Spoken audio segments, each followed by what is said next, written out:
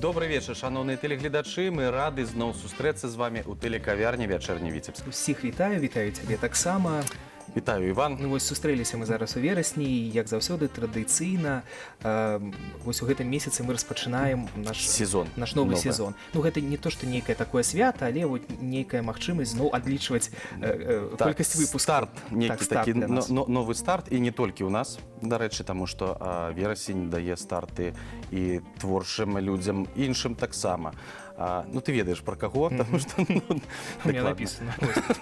Конечно.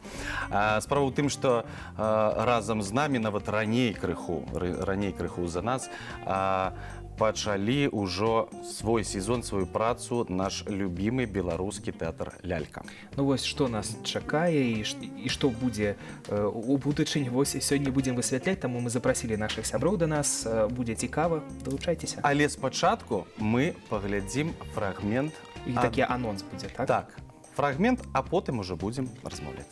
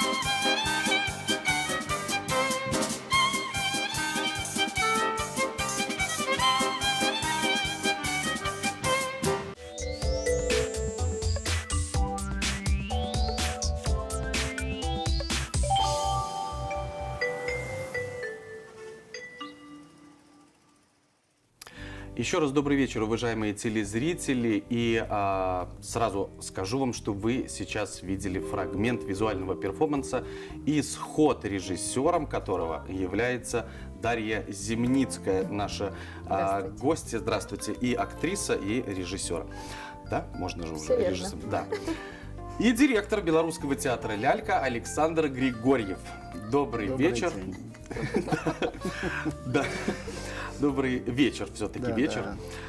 Ну, наверное, вопрос будет сразу у нас к Александру Васильевичу по поводу того, как же прошел 34-й неюбилейный сезон, что получилось?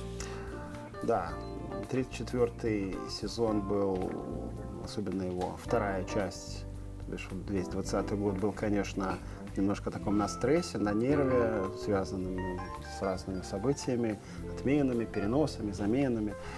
Вот, конечно, коллектив раньше ушел в отпуск частично, то есть приходилось решать задачи просто на ходу, подстраиваться под ситуацию, но несмотря ни на что, ну, у нас было много хорошего, позитивного, вот, ну, из последнего, что мы успели сделать. Все-таки все спектакли, которые были запланированы к выпуску, у нас прошли, то есть и это состоялись. Будущая премьера вот «Носорог и жираф», о чем мы будем позже говорить, который еще премьеры не было, но сдача уже была.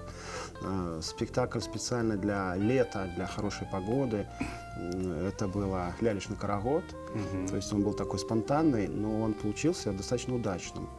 Вот. В театре был сделан капитальный ремонт, это тоже немаловажно, то есть вот, воспользовавшись какой-то ситуацией определенной, мы там, исторический фундамент, столетний здания Ляльки был выкопан, полностью обследован, загрунтован, ну то есть чтобы все было сухо, Что-нибудь чисто. нашли? К сожалению, не нашли, а если кто-то и нашел, то не сказал. Вот. Что-то не удалось, конечно, сделать. Были многие приглашения на фестивали, и зарубежные, и минские фестивали, там, и в Курган должны были лететь со спектаклями, и в Тамбов, там, в Невежес. Да, мы это наверстаем. Случилось, к сожалению, да, во мы это многих наверстаем, да. отраслях. Ну, в конце концов, был же запланирован кукольный квартал, к которому, я знаю, вы готовитесь особенно, да, каждый год. Да, и он тоже в этом году, не случился. Да, кукольный квартал как бы один из, наверное, лучших проектов Славянского базара Витебске. Бесспорно. Он полностью окупаем, это я могу ответственно заявить.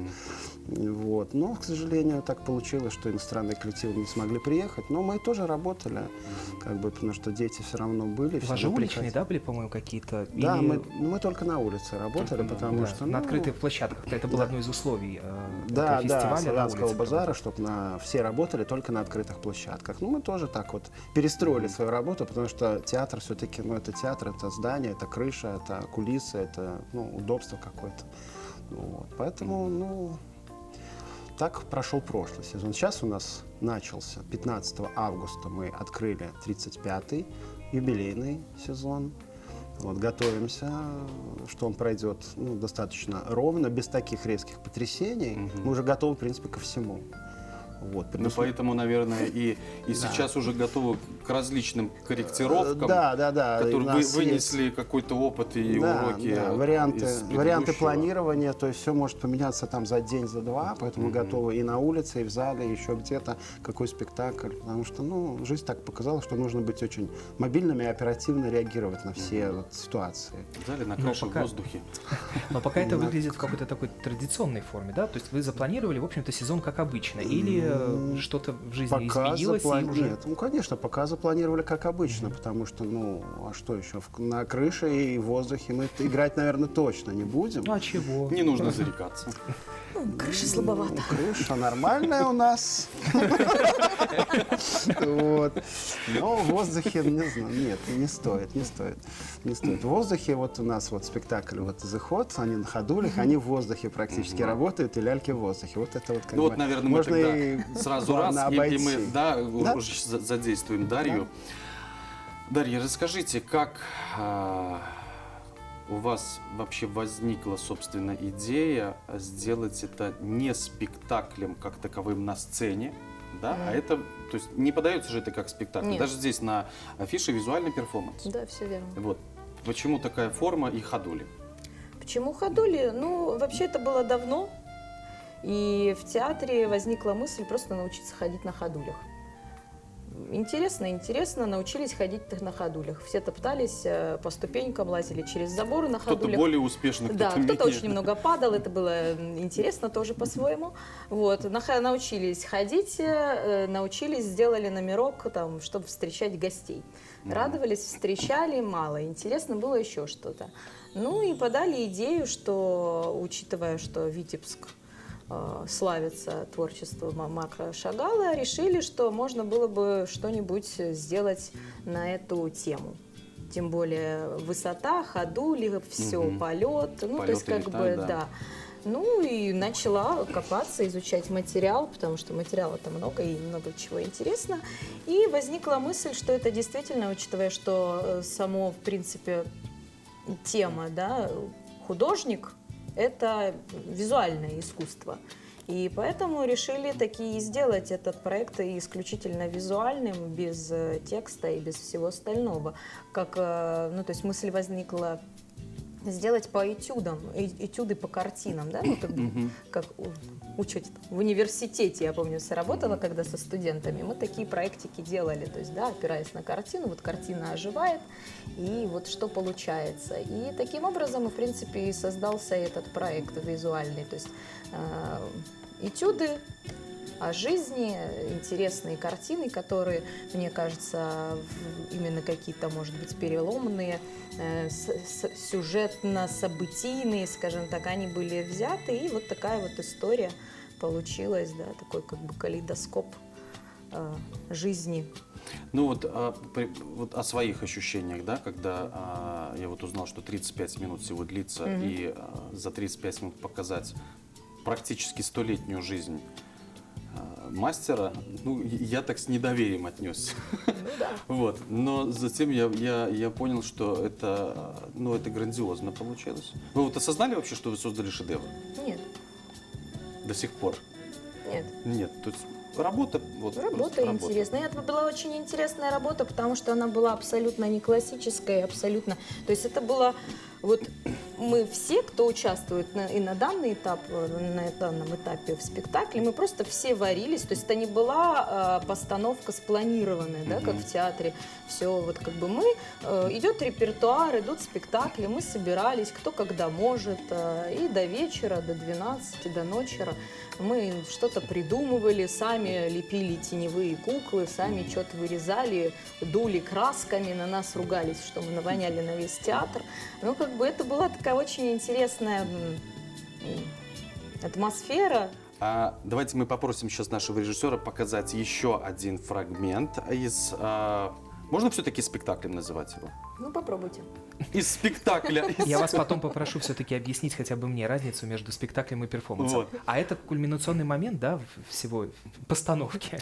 Вот меня, на самом деле, вот тут прям пробрало, если можно так выразиться. Чья это была идея, Дарья? Расскажите, это коллективное творчество, придумать вот такую ленту «Путь, дорогу» с основными вехами жизненными Шагала? Я не помню, как мы это придумали, но я помню, как мы это делали. Потому что весь этот путь был разослан по фойе театра, и участники спектакля вот так вот красили, мазали под руководством художника все вместе. Поэтому то есть это не точно... художник это делал? Нет, она помогала, она командовала, но дули баллончиками почти все. Поэтому это однозначно коллективное творчество. Шикарно. Ну вот. Я сейчас засмотрелся, и можно долго, думаю, говорить про то, как вы придумали вот эти все визуальные эффекты. С другой стороны, у вас в театре такой опыт, я не знаю, придумок этих самый разнообразный. Но объясните мне вот то, о чем я говорил, спектакль и перформанс. Вот мне объясните разницу, потому что, ну, для меня все спектакль, а перформанс, ну, с английского, там, с французского могу перевести. Вот в чем разница? В чем разница? Ну, наверное, во-первых, что это не планировалось как исключительно спектакль в театре. То есть этот проект делался ближе как раз к славянскому базару, к кукольному кварталу. И планировалось, в принципе, всегда играть этот спектакль на улице. Да, и как бы это такое... действие, которое может развиваться немножко по-разному. То есть спектакль есть определенные четкие мизансцены и так далее и тому подобное. На перформанс тут может влиять, учитывая, что планировалась работа на улице, и прохожие, и люди, и ветер, который иногда с нашими декорациями и куклами играет на свой лад, и актерам приходится под это... Вносит свою режиссуру. Свою игру и свои условия, да, и поэтому это какая-то, ну вот, игра такая со всем этим. Насколько я знаю, в доме Марка Шагала, у дома Марка Шагала, Да, специально игралась для на этого... улице. На самом деле нам очень нравится играть сцену на сделали улице, но даже. погода частенько нам делает свои коррективы, скажем так, и приходится прятаться. Поэтому, если бы, конечно, нашему театру кто-нибудь подарил огромный шалаш, под который шатер, да, мы могли бы играть все наши спектакли, которые можно показать людям Александр на Васильевич улице. сказал, что крыша-то хорошая, а вот... Да, а шалаша-то нет. Основная крыша хорошая. Да, шалашик бы нам не помешал. А вот вы уже упоминали художника, которая, да, руководила... Оксана Никеенко, да. Вот, привет большой передаем, значит, Да, которая привет, руководила непосредственно творческим процессом актера. Задувание баллончиками в том числе. Это была необходимость или просто ее одной на всю работу не хватает, а нужно было рисовать, поэтому рисовали всем миром? Как вот это происходило? И ее одной не хватает, да, я же говорю, учитывая, что Сейчас Александр Васильевич должен сказать «хватает». Нет, не хватает. Ну, это же делался необычный такой, да, процесс происходил, и как бы я же говорю, еще шел репертуар, то есть как бы были другие работы в театре, поэтому... А это была такая более самостоятельная, скажем так, работа, и нам было интересно, и да, когда участвуешь, когда же ты что-то сделаешь сам, любишь больше, правда? Конечно. Ну, вот, нарисовал какой-то там, как красивенько получилось, шедевр, да. Вот и радостно, как бы, да. А вот сразу помогать про было. художников Иван спросил, я думаю, сейчас Александру Васильевичу не терпится тоже внести свое какое-то слово по поводу художников. Насколько я знаю, мы, наверное, не раз поднимали уже этот вопрос. Собственно, в кукольном театре это одна из самых главных проблем, по-моему, художников. это- Да? Нет, это не проблема, это желательно, чтобы это была составляющая. Ну, Чтобы она стала составляющей, надо пройти, наверное, целый ну, ряд. конечно, художник театров кукол, вот я всегда говорю, что в Витебске очень много художников, есть много художников, но художников театра кукол нет, ну, вот, таких, которые готовы прийти на работу в ляльку, Но есть. их просто нет. Я сейчас расскажу, Всё. как мы вот дошли до такой жизни, да. Много лет в театре работали художники Александр Сидоров с Анной. Все основные спектакли это их, но они уже несколько лет не работают, к сожалению, поэтому нет, ну все нормально, но вот так получилось, что они не работают. И мы очень много искали, пробовали уже за эти годы. У нас было много разных художников из Беларуси, из России, из Мурманска. Вот. Но опять же, это расходы, гонорары, перелеты какие-то. Ну, то есть вот, сам художник должен быть здесь, потому что мастерским нужно вот показать. Вот так. Когда он на удалении, даже если приезжает на 2-3 дня, ну, это Skype, Viber, это немножко не Художник в театре отдает. кукол, это же Да. не только спектакли. Да, не только в спектакли, принципе, это, в всё, принципе, что все. существует, Оформление, пространство. выставки, в общем, все пространство. То есть вот каким цветом красить забор, да, как называется, белым или зеленым. То есть как бы, а вот что скажет художник? То есть он отвечает за все, в принципе. То есть на оформление сцены и внутренних помещений. То, что видит зритель, конечно. Реклама, это тоже все его, это все, это тоже художник отвечает, главный. Вот. Мы столкнулись с такой проблемой, но в данный момент вот у нас, я думаю, что это большая удача для нас, что у нас пришел Дмитрий Горолевич, известный витебский художник, да и в Беларуси. Да. Я думаю, многие его знают.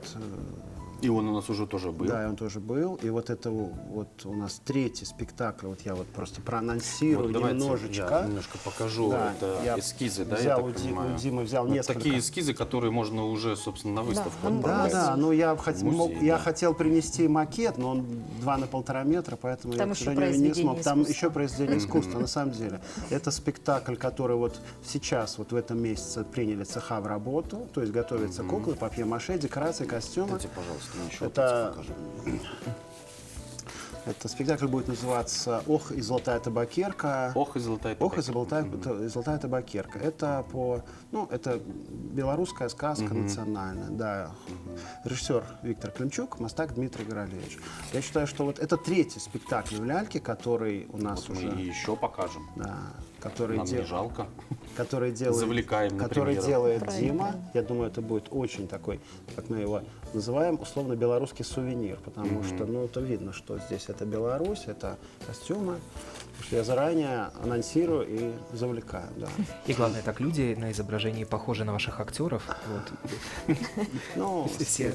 Не, ну, вот. понятно, что это очень, очень схематично. Там еще есть, да, Да, эскиз? Да, ну, да, немножко, вот. что я взял. Кого с здесь собой. узнаешь? Где-то узнаешь Маханькова, может быть, Ну вот по Олега центру, Рихтера, центру. Франкова, Земницкого, Я не буду- Толкача. Ну, они тут Но я все. заранее не буду говорить, кто назначен на роли. Пусть это будет еще только в следующем году. Это будет вот после новогодних праздников это выпуск. после новогодних. Кто доживет? Поэтому да. То есть да. это будет повод собраться уже нам Конечно, еще это раз когда будет уже про готов у нас спектакль. премьера, да. То есть те премьеры, которые вот у нас самые ближайшие, это вот «Носорог и жирафа», Михася Климчука. Вот. Ну и Это мы попозже, да. Конечно, это вы попозже. Вот, поэтому с художниками, я считаю, мы немножко нашли все-таки своего художника, потому что Дмитрий, он и руками, и идеей, и... то есть Ну, и ляльки Тима Таллера. Лялька это, по-моему, Тима бесподобная Таллера, работа. кто видел, кто вот смотрел Да. вчера, мы показывали 1 сентября мы показывали для старших школьников. Да, он замечательно, они очень, он на самом деле это просто произведение. Вот. Ну, все, что он делает, произведение. Вспомните батлейки, которые он делал на кукольный квартал, подарить всем театрам приезжим. Это каждая ювелирная работа, это просто потрясающе. То есть, как бы с художниками пока ляльке, я считаю, что повезло на сегодняшний момент. Как будет дальше, будем смотреть. А, кстати, вот мы до этого говорили про исход. Я смотрел афишу, как-то исхода больше в афише нет. То есть это было по случаю открытия сезона, один раз и все. Ну, То есть Сергею повезло, а все остальные, посмотрите Мне вечерний повезло еще Витебск. на день рождения Шагала. Нет, 7 июля тоже опять же, был, вот да. правильно, Но с да. погодой тогда тоже не Да, я Мы повезло. на самом деле играем в Погода. основном в сезон, в летний сезон. Ну, то есть планируется всегда спектакли на улице, Да, а потом а вдруг... потом по-разному. В прошлом году Ну, у вот нас... открытие получилось на улице, Да, как в вы хотели. прошлом да. году у нас была делегация из Швейцарии. 12 человек должны были приехать в Беларусь, познакомиться со всеми, специально приехать на этот спектакль во дворе Шагала. Но в те дни была такая ужасная погода, что мы сказали, мы просто не сможем. Не играть. приезжайте, да, вы сказали, или что? Ну да, извините, швейцарцы, но даже другой настолько. раз. В другой раз. Билеты проданы. Да, ну вот как бы погода влияет, поэтому шатер, да, внутри помещения вы играете, он теряется вся атмосфера. Ну, не знаю, мне очень довелось тоже вот 7 июля погода внесла свои коррективы, и было в фойе театра. Замечательно. Это просто первое лето, когда так не получилось никуда уехать, поэтому... Ну а вот 15 августа он был на улице, где рядом с Хоттабычем. Хоттабыч смотрел спектакль, вот как Хоттабыч смотрел его, да, ну, зрители, еще были конечно. люди. Еще были люди, Хоттабыч смотрел, тоже была очень прекрасная такая атмосферный спектакль. Вот атмосфера есть, да, это важно. Это Вот, влияет. смотрите, у меня еще афишка лежит здесь. Это на этой неделе, так понимаю, да? Да. Идет. Да, неделя. наш спектакль «Мой надежный сябра», 101, МНС. Мы его сделали несколько лет назад совместно с Министерством чрезвычайных ситуаций. При их очень активной поддержке и помощи. На сдачу они были все. По-моему, все руководство МЧС Витебской области было у нас. Потому что сейчас проходит акция «Единый день безопасности» с 1 по 10 сентября, и мы активно включились в эту работу, потому что дети, спички — это не игрушки, это все это знают, и лишний раз напомнить хуже не будет. Вот, поэтому мы завтра с 3, 4, 5 показа на сцене театра «Лялька», а на следующей неделе коллектив отправляется на гастроли. Это будет Сино, Докшицы, Чашники, это Витебская область. Лепель, да, Витебская область. То есть всю неделю вот с нами... И потом возвращается, и 12-го веселый трофей. Да, с нами «Мой надежный сябра» всю неделю до 11 числа. Ну, а потом репертуар, который, мы надеемся, что зритель уже ходит, уже соскучился зритель. Мы надеемся, что все будет нормально.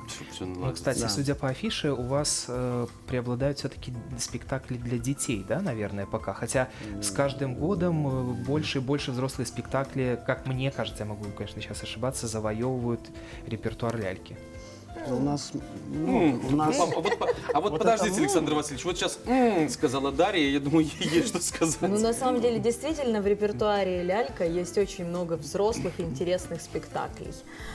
По классике и не по классике, потрясающие. И Чехов есть, и... Но только Короткевич. это же нужно показывать, чтобы люди ходили. Ну, а люди куда ходят? Куда ходят люди? Куда А вот ходят куда люди? ходят? А расскажите люди? нам, Куда куда вы сейчас ходите? ходите? Иван Андреевич, куда вы ходите? Потому что, Ну, сегодня «Лялька» вот бы я с на удовольствием работе. играла еще А больше, после еще работы? чаще спектакли поеду. для взрослых, но должен быть спрос. Хороший камушек сейчас был. Мне вот, да. Это здорово, но на самом деле буквально вчера в Инстаграм был с вашего аккаунта опрос по Ну поводу вот, да, того, попытка. что попытка, насколько велико желание ваше увеличение в репертуаре спектаклей для взрослых. Я не знаю, каким я был по счету и сколько у вас подписчиков, но когда я вот так сделал, там было 100%. То есть, хотят люди. Но я так, может быть, просто это те, никто не которые сказал ходят. нет, потому что ему настолько нет, что он даже не поставил нет. Вот так, просто дальше.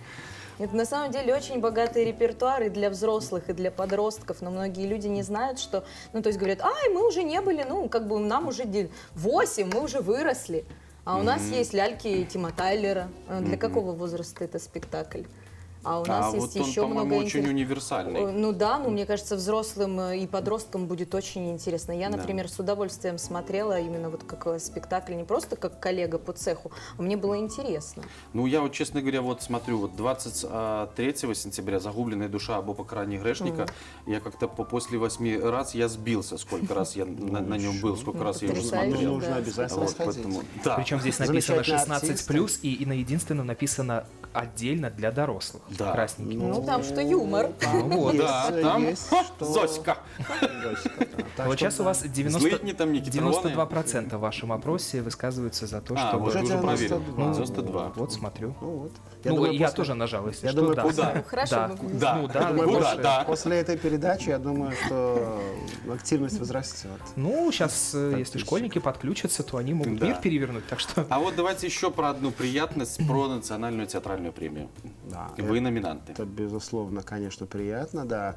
В этом году состоится, и мы уверены, что все-таки состоится. Это уже, по-моему, 6-я национальная театральная премия Республики Беларусь. Ну, она проходит раз в 2 года. Театры, все театры, и частные, и государственные, все предлагают свои постановки, созданные вот за этот период, который вот прошел от прошлого. Вот. Мы еще весной отправили все материалы в Минск, и наши 2 спектакля «Ляльки» Тима Талера, который мы уже упоминали, и «Мастак. Вертание в Витебск», они номинированы на участие в Минске. На 20-21 ноября мы уже договорились о площадке в Минском театре кукол. Мы показываем сначала один день потом это будет пятница, 20 ноября будет «Мастак», и 21 это уже первая половина дня будет «Ляльки» Тима Талера. Вот как раз для подростков, для постарше, которые дети. Не малыши, конечно. Вот, надеемся, что... Да, я думаю, можно быть уверенными. Да. А на таких премиях оценивают вот в тот момент, когда вы привозите и показываете, или по тем материалам, которые вы заранее отправляете? Как это происходит? 2 этапа проходят. Сначала отборочно первичный, то есть видеоматериалы, вот эти вот визуальные, то есть видеозапись, фотографии и так далее. Потом, когда проходит первый этап, остается вот буквально там по 1-2 спектакля, и не от всех театров. Вот. Но вот в этом году от «Ляльки» 2 получилось. Прекрасно. Поэтому, то есть уже потом уже жюри, которое будет, уже будет смотреть, и официальная церемония награждения планировалась, не знаю, где будет в этом году, но там уже будет объявлять члены жюри по номинациям, там театр кукол, драматический театр, музыкальный театр, детский театр, то есть, шансы есть. Я думаю, вам не нужно поэтому сомневаться. мы немножко- Переживать, конечно, все равно нужно, да, и да. без этого никак. Но Да, уверенность тоже поэтому должна присутствовать. Лялька старается показать самое лучшее нашему зрителю, все, что есть. Это замечательно. А скажите, Александр Васильевич, вмешиваетесь ли вы, как директор, не как художественный руководитель, а как директор, вмешиваетесь ли вы в постановочные, в репетиционные процессы? Стоите ли вы а с вот тут часами, смотри, с Иван, часами на входе? Смотри, вот тут Дарья вообще смотрела сюда, и не было. Тут уже вот Александр. Вмешиваются или не вмешиваются? Честно, безусловно, да. Но смотря во что. Вопрос формирования репертуарной политики, стараюсь не вмешиваться, потому что это творческие вопросы, и это немножко не совсем то, чем должен заниматься директор. Директор должен заниматься обеспечением творческого процесса. То есть, чтобы было Вот этим творческим всем художникам было комфортно. Да, хорошо, Всего удобно, хватало. всего хватало, в том числе денег, батареек и так далее, всего, что. Опять же, и шатров 15 шатров, раз. опять же, да. И зрителям, соответственно, если актерам хорошо, то и зрителям будет хорошо. И они уйдут благодарные, артисты получат цветы, аплодисменты, зрители получат хорошее впечатление, какие-то мысли и так далее. Вот это. В репетиционный период, в смысле в каком? Когда идет... всегда есть план работы определенный, есть какие-то показатели, нормативы, которые мы должны сделать. Мы все-таки государственное учреждение, и у нас есть свои определенные рамки, которые мы не можем. Месяц мы будем репетировать, а мы давайте 2 будем репетировать, а потом поиграем. Ну, как бы так тоже не бывает. Приходится иногда вот сказать, а вот тут надо вот столько, столько, столько. А уже как вы это сделаете, это уже вот вы сами решаете. Нужно вам репетицию день-два, хорошо, понимаю, но мы потом должны нагнать и что-то сделать. Вот в этом смысле, конечно, да. Но такое, что вы посмотрели спектакль из зала и пришли на следующий день и сказали, все-таки надо еще порепетировать, такого не бывает. Нет, Всё. никогда. Я думаю, вопрос про это был. Страшно, их же творческих намного больше. Я не Нет, творческий. как правило, Нет, ну всегда таким всё-таки Виктор Игнатьевич занимается. На это есть специальный человек. режиссер спектакля, художественный руководитель, это их как бы зона ответственности, и директор здесь как бы... Ну хорошо, Александр Васильевич, Да. ну как известнейший в городе меломан, Здесь. да известнейший, Ну, теперь точно. легендарнейший, да, если кому-то по винилу проконсультироваться, еще по какой-либо технике, да, это вот к Александру Я вам Васильевичу. еще не сделал долго, подождите. Александр Васильевич мне помогает с иглой винилового проигрывателя, просто откроем тайну. Да. Какие-то рекомендации вы можете свои дать по музыкальному оформлению? Конечно, да. Я никогда не скрывал, что я как бы по своей специальности звукорежиссер театра и кино, телевидения и кино. В каком-то году я уже забыл. Закончил Академию искусств в Минске, с некоторыми коллегами. Вот, поэтому, как бы, да, по музыкальному оформлению, по какому-то там подбору. Вот тут уже ваша стихия. Уже есть специалисты, которые этим занимаются, но как бы, если есть на что указать, я чувствую, что нужно сказать на каком-то там худсовете, на каком-то, то, конечно, я это скажу, обязательно скажу. Потому А что, это принимается потом к исполнению? смотря, сказать что. Да. Смотря что. Если по делу, то как бы рассматривается. Я не говорю, что вот сделай так, а так не делай. Говорю, вот может быть лучше сделать, вот попробовать так-то или так-то. Это как бы, да. А можете назвать спектакль, чтобы вот зритель пришел в зал, сел и думал про то, что музыкальное оформление, если не все, но подбирали вы? Не можете. Ну ладно. Тогда в следующий раз схожу. Уже давным-давно уже есть люди, которые... в любом случае, как бы музыкальное оформление, я все-таки считаю, спектакль должен быть оригинальным. Оригинальный художник, оригинальная музыка. Все равно музыкальное оформление это все-таки немножко что-то вторичное чуть-чуть. Какая бы музыка ни была, это очень трудно. Это мы за кулисами обсудим. Это очень потом. трудно сделать. Не согласен. Если Мне просто кажется, что во многих спектаклях, в том числе и «Исход», и тот же «Мостак Вертанию Витебс», да какой не возьми, я считаю, что это один из главных героев, потому что, это очень серьезное воздействие. Почему я себе, например, на телефон даже просто вот из «Исхода» послушать вот эти кусочки музыки. Это очень красиво. Это вам сейчас комплимент подарил. Смотря что, открою еще маленький секрет, есть еще нюансы авторского права. Я как директор обязан за этим следить, и за этим смотреть. Приятности закончить, скучности. И эти все вопросы, это как бы серьезные вопросы, как бы, авторское право, вы знаете, YouTube Конечно. сразу блокирует все, что... Ну, не только YouTube. Нельзя просто взять только потому, что нравится и использовать. Да, нельзя просто взять, потому что я всегда говорю, ребята, вот вы возьмете ту-то музыку, а приедет тот человек, который вот ее написал, придет в лямку нельзя. и скажет, Ой, так красиво, так хотелось. Потому что, бывают случаи, которые, мне там многие музыканты, не витебские, другие, говорят, я вот часто бываю там, прихожу в театр, московские там музыканты известные, говорят, прихожу в театр к своим друзьям, моя музыка играет. Я говорю, вы хотя бы разрешение спросите, хотя бы, с приличия, ладно, там, деньги какие-то отчисления. То есть, все-таки оригинальная музыка, я считаю, если хороший композитор, тоже как хороший художник есть, как хороший драматург, тогда будет безусловный успех. Вот на вот этом придется нам, наверное, уже сейчас остановиться, прерваться, потому что еще у нас есть гости. Вам что желаем? Вот про оригинальность хорошо вот так заканчивали. Оригинальности. Дарья, ждем от вас и шатер, шатер от Александра Васильевича. Нет, шатер от вас. Все, ты попался. Наш информационный спонсор. Неожиданно получилось. Оригинальности. Дарья, ждем постановок. На самом деле, еще новых постановок. И разрешение всех вопросов, чтобы все было Для этого мы и работаем. коллектив, творчество и взаимопонимание. Спасибо. Мы уже рассказали немножко, телезрителям, что в сентябре будет в Белорусском театре «Лялька». И сейчас также Рекомендуем посмотреть афишу, какие еще мероприятия в городе вас ожидают.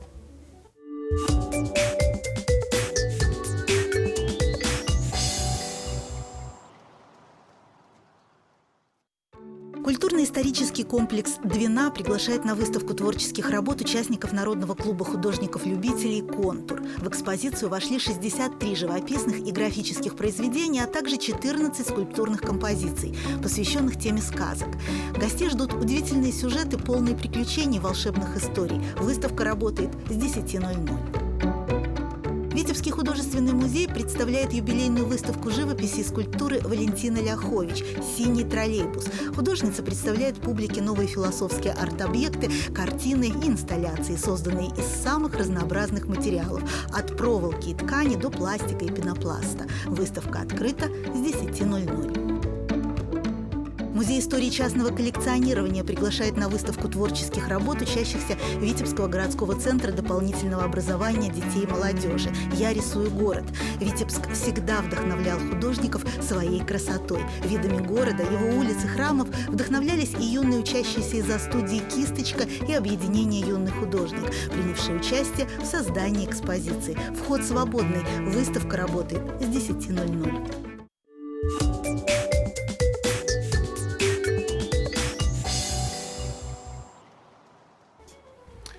Вось такія цікавыя мерапрыемствы чакаюць вас і нас, а у нас змяніліся, памяняліся, прыйшлі госці, якія госці? Уже просто тут свае сябры, любімыя нашы людзі. Олег Рыхтар, вядучы майстар сцэны тэатра «Лялька», і Сергей Толкач, і акцёр. Ну, у дадзеным выпадку сёння будзе акцёр таксама тэатра «Лялька», а так, ну, усе ведаюць. І танцор, і акцёр кіно, і тэатра, і чаго толькі ён не робіць. І музыка ён яшчэ не покажу. І настаўнік, вот только што. Во, і Вось 1 настаўнік верасня. Уже і настаўнік? Так, ён уже быў, забыўся. 10 год настаўнік? Забыўся, ён же распавядаў. Віншуем тады. Віншуем яшчэ з пачаткам навучальнага года. Але сёння не пра навучальны год, а мы ўжо вось з вашымі калегамі размаўлялі пра тое, што з'явіцца ў хуткім часе новы спектакль. Ну, ён ужо з'явіўся, так. Ну, для нас. Для вас з'явіўся, а для нас Мы пакуль яшчэ што не гэта бачылі, яшчэ таямніца. Глядзіце, вось такі спектакль у нас, «Насарог і жырафа». Хто якую ролю выконвае, мы пытацца не будзем. Не, чаму? Будем. Для гэтага і запрасілі. Як не будзем? Ну, конечно, будем. Вось, усё будзем. Значыць, ну, глядзіце. Пастаноўка Міхась Клімчук, на жаль, Міхась сёння не можа тут прысутнічаць, не атрымалася, але ён сказаў, што вось гэтыя людзі, яны змогуць распавесці ўсё пра гэты спектакль, нават больш, чым ён сам. Ну, распавядайце тады нам, што за п'еса, колькі часу на яе пайшло, для дзяцей, для дарослых, наколькі гэта будзе зноў-такі цікава, для сямейнага прагляду. Хто якую адразу? Ну, ведаеце, гэты год таксама унёс карэктывы ў нашу дзейнасць творчую, таму гэтыя рэпетыцыі працягнуліся шмат, таму гэта не вельмі так падабаецца, хочацца так канцэнтравана зрабілі, а так расцягнуўся працэс. Так, трэба было і ездзіць, і па школах, і паказваць спектаклі, і працаваць. Таму нейкі час мы рэпетировали, потом зноў прыступілі, не до конца была матэрыяльная частка готова. Ну так нейкі. Ну потом сабраліся і так пачалі працаваць. Ну цудоўна, я думаю. Гэта спектакль для дзяцей, ну і для сямейнага прагляду, так.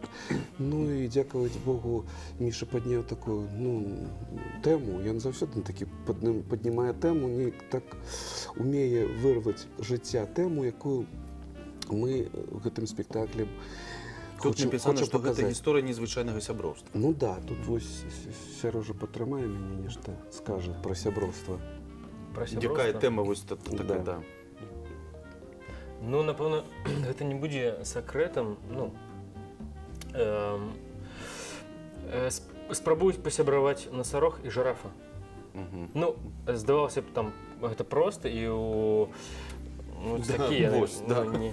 Перпендикулярные. Ну, Ніяк, один одному. здавалося б, у тэатры лялек ці ў дзіцячай кніжцы там так ці ў мульціку гэта магчыма, але у п'есе так закладзена, што ну яны з розных слухайте, ну тупо розныя віды.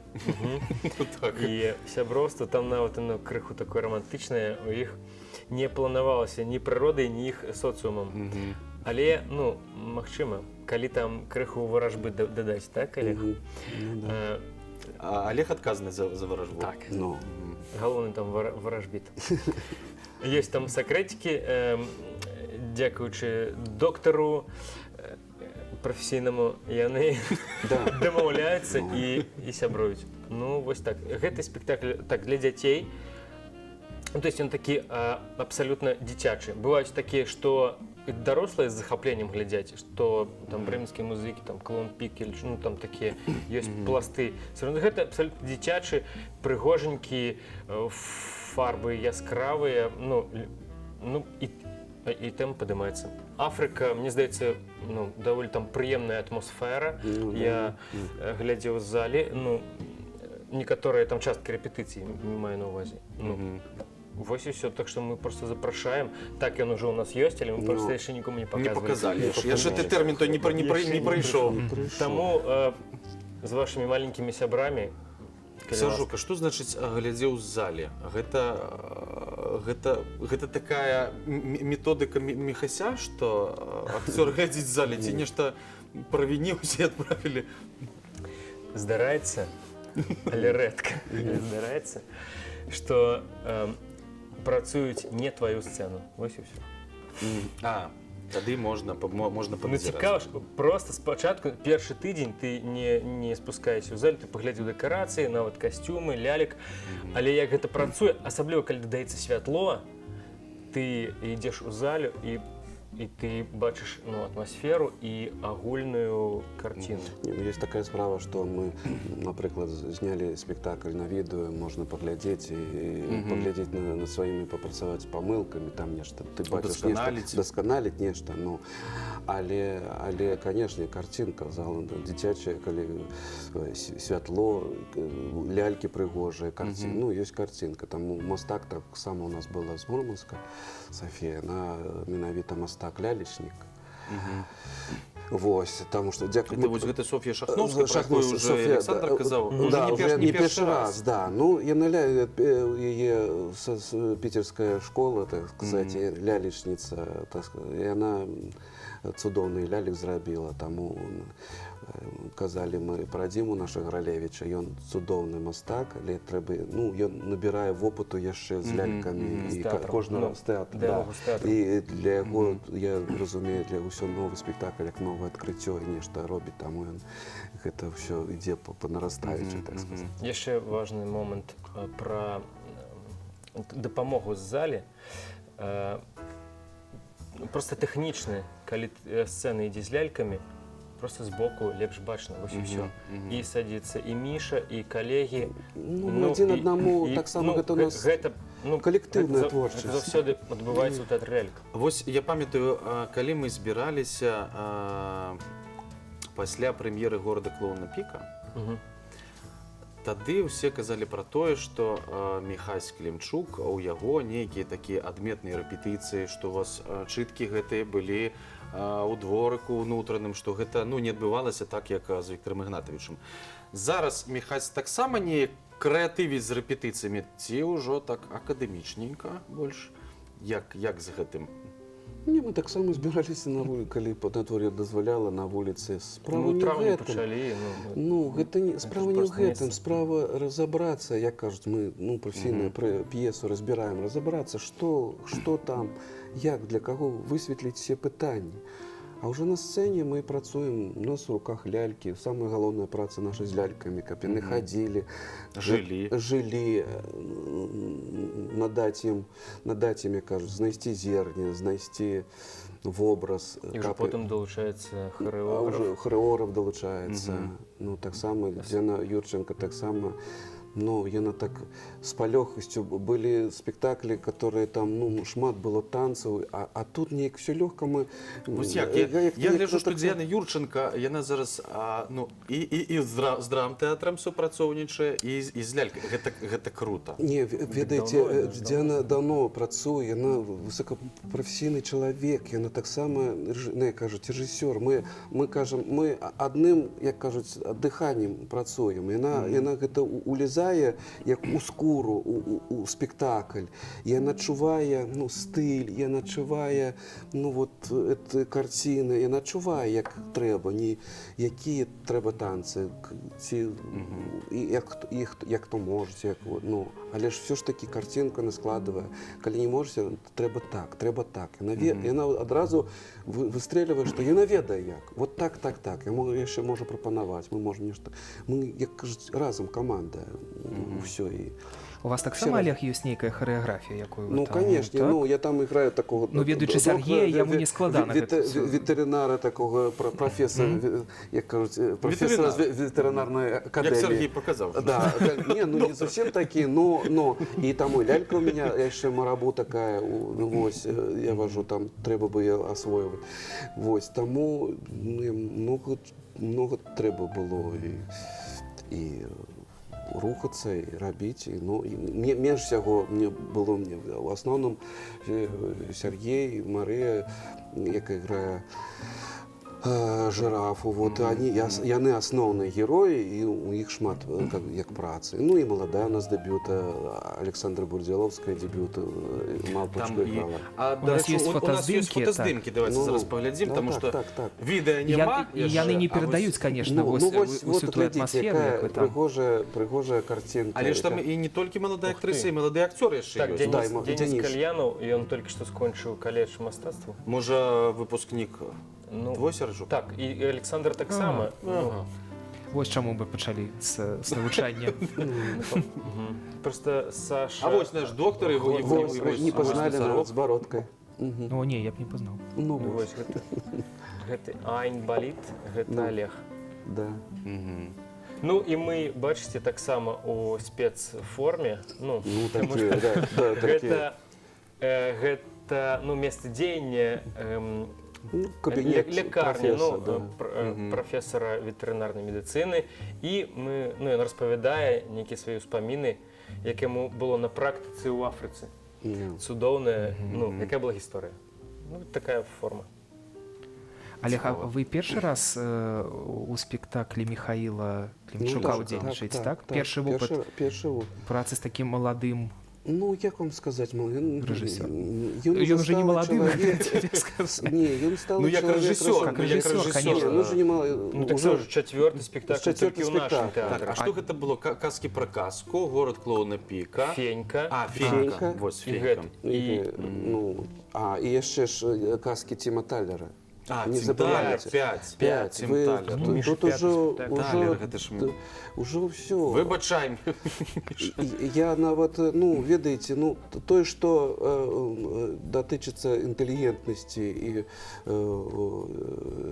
Мішы, таму, дзякуць Богу, можа, бывае, як, ведаеце, як уже вопытны чалавек, нешта таксама падказваць, можа, быў, ну, так вот, але ж, ну, гэта так у нас зроблена, мы адзін аднаму дапамагаем, і некія, я ж, кажуць, не настойваў, да, ну, нешта там Сержа уже подскажа, нешта бачыць залу, нешта мы падкажем, ну, вот, а можа, вот так зрабіць у зале, так сам, а вот тут не хапа, можа, гэта, і гэта, ну, гэта яго справа, наша справа прапанаваць, яго справа, ну, гэта сваё, ён недзе на сваім настойваў, і гэта атрымалася. Падыходзіць гэта да яго задумкі. Задумкі, да, ну, нейка так все склалася.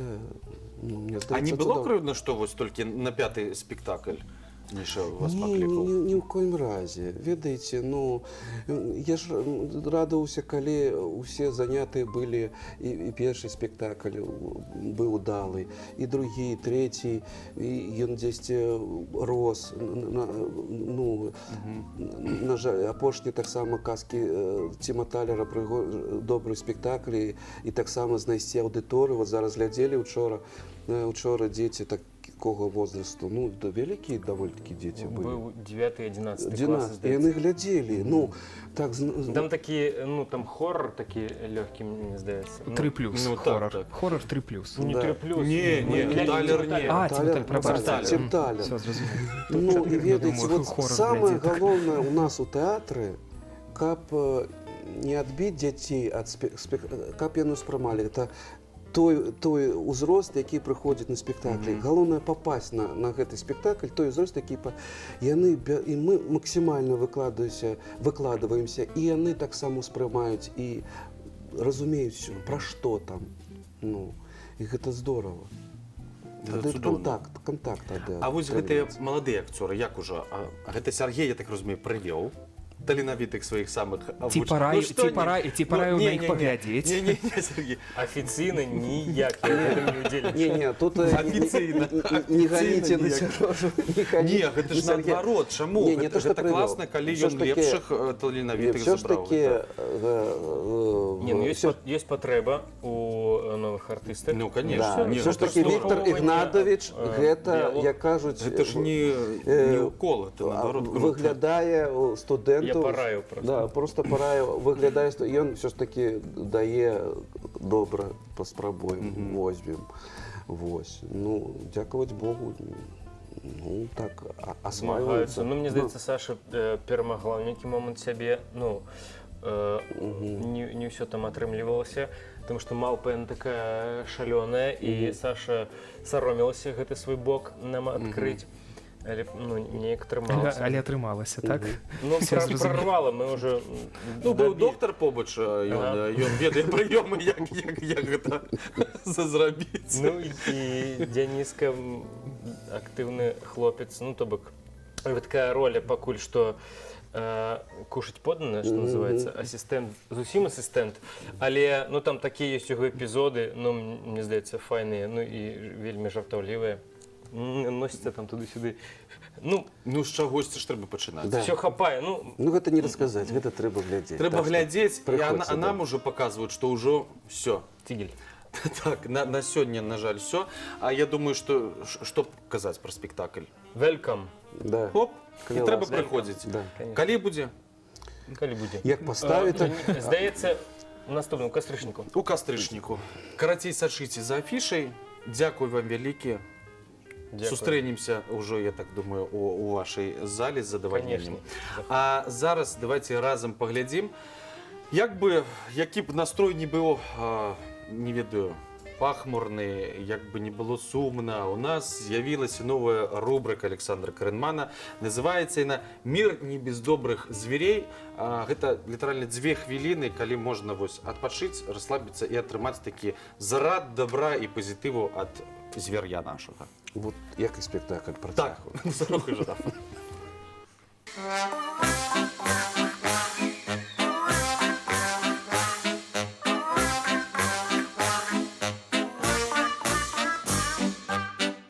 Всем привет, меня зовут Саша Каренман, и это рубрика «Мир не без добрых зверей». Рубрика для того, чтобы ты просто отключил мозг и расслабился. Если вы до сих пор не поняли, о чем я, просто посмотрите, какими симпатичными бывают ящерицы.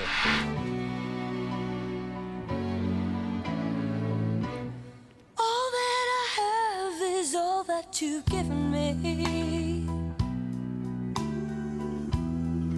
Did you never worry that I come to depend on you? Вообще, я сегодня решил устроить хит-парад милых зверюшек. И мне кажется, первое место в этом хит-параде точно займет вот эта летучая мышь. Hillary?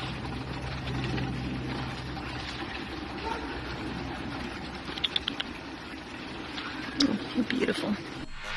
Наверняка кто-то больше ожидал увидеть няшного кота или песика. Вот вам песик.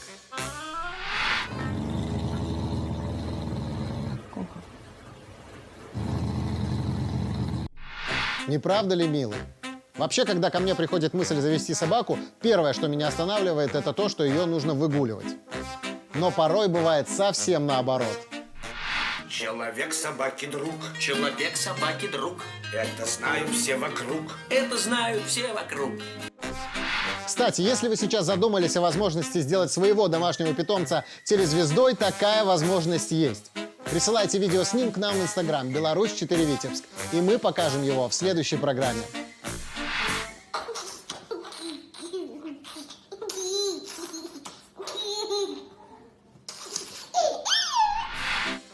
На сегодня все, и в завершении вас ждет небольшой музыкальный номер.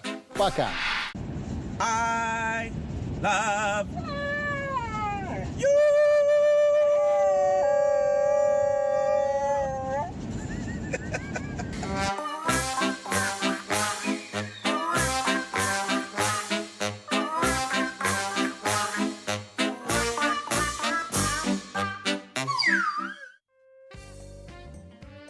Ну вось у наступных выпусках будзем працягваць гэтую тэму. Александру Карэнману магу толькі пажадаць, ну што, быць цярпялівым, калі ён праглядае ўсе гэтыя відосікі. Іх, канешне, шмат, але трэба ж выбраць самае цікавае для нашых гледачоў. Вось. І нашых гледачоў запрашаем, канешне ж, у наш тэатр «Лялька», бо вельмі цікавыя спектаклі і прэм'еры чакаюць. Таксама наведвайце, калі ласка. Тым больш вы заўсёды там зможаце пабачыць Сярджука, таму што ён паглядзеў усе спектаклі. Івана часам таксама і ўзяць аўтографы яго. Все, я развітваюся з вами да заўтра. Напрыканцы будзе наш музычны нумар. Гэта узорны аматарскі калектыў «Альтанка» з песняй «Сэрца беларуса». Да заўтра і пакуль. Усяго добрага.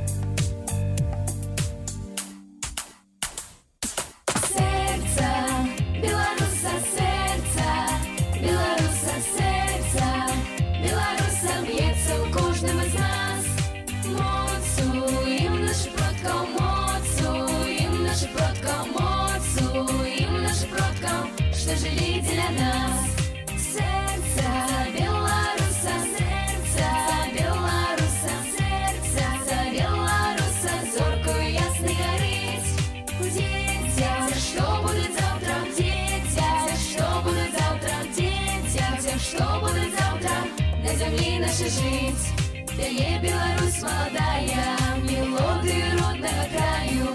Мы птушками в небо взлетаем, мы завтрашний день открываем. Наш дом на земле, как для счастья, смеется и песни складаем. Мы руки сябро отшиваем, мы разом спеваем и марим. Сердце, Беларуса, сердце, Беларуса, сердце, Беларуса бьется у кожного из нас. Моцуем наших продков, моцуем наших продков, моцуем наших продков, что жили для нас. Сердце белоруса, сердце белоруса, сердце белоруса, зоркою ясный горить. Дети, что будет завтра, дети, что будет завтра, дети, что будет завтра, на земле нашей жить. Жалейка, учите цимбалы, нам ночи и дня будет мало. Сябро наш дом запрошаем, сердечно со святом витаем. В сторонце моей побывайте, тепло белорусов спознайте. Тут можно навеки влюбиться, наш край по ночам будет сниться.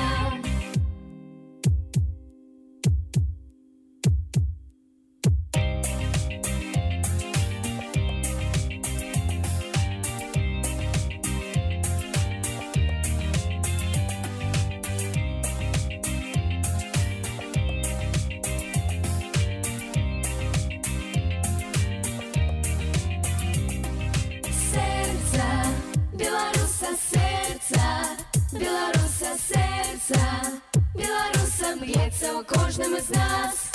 Моцуем наших продков, моцуем наших продков, моцуем наших продков, что жили для нас. Сердце белоруса, сердце белоруса, сердце белоруса, зоркою ясный горить. Дети, что будет завтра, дети, что будет завтра, дети, что будет завтра, на земле нашей жить. Сердце белоруса, сердце белоруса б'ється у кожному з нас.